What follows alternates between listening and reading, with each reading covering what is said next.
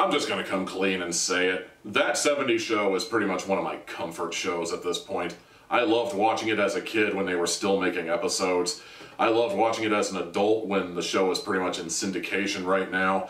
I love watching it on Netflix in long binges because it's mindless and I don't have to think really hard because I've seen it a million times already. I just like this show. And that's not to say that the show is perfect, mind you. I'll gladly point out nitpicks here and there. In fact, one of my biggest nitpicks is probably that the show jumped the shark somewhere between the points when Donna dyed her hair blonde and when Randy replaced Eric in the regular cast. Even with that in mind, it's not a bad show. I watched it from start to finish more times than I can count, and I will continue to watch it more times after the fact because it's just one of my go-to shows, you know? It's a comfort show. It's right up there with King of the Hill and Gene Roddenberry's Andromeda in terms of things I'd like to put on the background when I don't want to think too hard. That sentence might have been grammatically incorrect, but you get the point. So naturally, when I heard about that '90s show, I was intrigued. I mean, were they going to continue the story from that '70s show?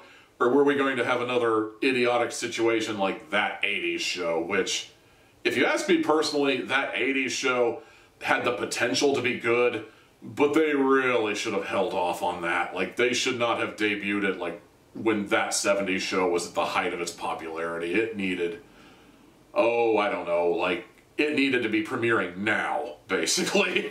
But that show ended up flopping, and now we've got that '90s show, which is basically the former. It is basically the continuation of that '70s show storyline, which is a safe move, but a good one all the same. I would have definitely gone that route if I was writing the show myself. The thing about that '70s show is it came out at a time when nostalgia wasn't really that big of a thing, and, you know, a show that was pretty much building one of its primary gimmicks around, hey, we're set in the '70s, remember 1975? That was kind of a big gamble back then. Here and now in the 2020s when nostalgia is slowly but surely wearing out its welcome, was it a good idea to set the show in 1990? Because we already have a lot of other shows that are like, hey, remember the 90s? The 90s sure were cool. So I ended up watching about 5 episodes of the show to see if it was any good, and in my opinion at least, it's fine. It's pretty much the same show you got from that '70s show, but now everything is all 90s-ified, if that's even a word, really.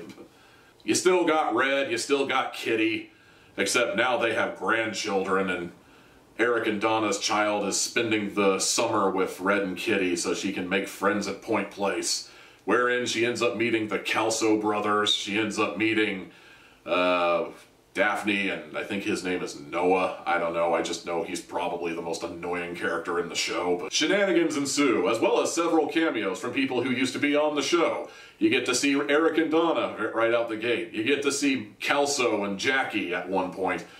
Episode 3 is all about Fez, and, you know, there's no real way I can talk about it without spoilers, but man, it sucks that Fez didn't get the girl in the end. Like, that '70s show at the very end, he finally got Jackie. After years and years of pining, he finally got Jackie as his girlfriend. Fast forward to that '90s show and we find out the relationship lasted like maybe a month tops, and then she ended up hooking back up with Calso. Believe me, as somebody who's been there before, I feel sorry for that guy, but hey, you know, at least he's got a really big chain of hairdresser places. That's gotta be good for something, right? On one hand, yeah, it does have canned laughter, and canned laughter is the, basically the hallmark of a hack sitcom, but that '70s show had canned laughter, and that '70s show was supposed to be simulating an average '70s sitcom kind of setting, so I tend to give it a pass on that regard. The people in charge of that '90s show seem to be a little more conservative about where they hit the laugh button. Or maybe I just find a lot of the humor in that '90s show funnier than, say, The Crew or Mr. Iglesias or some of the other shows on Netflix that use a laugh track.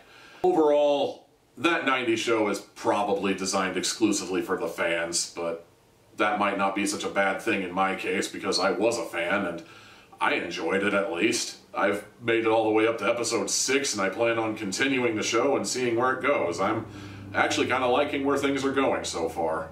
This one's a little hard to score, A, because half hats aren't a thing in my system. There's no halves, there is only hats.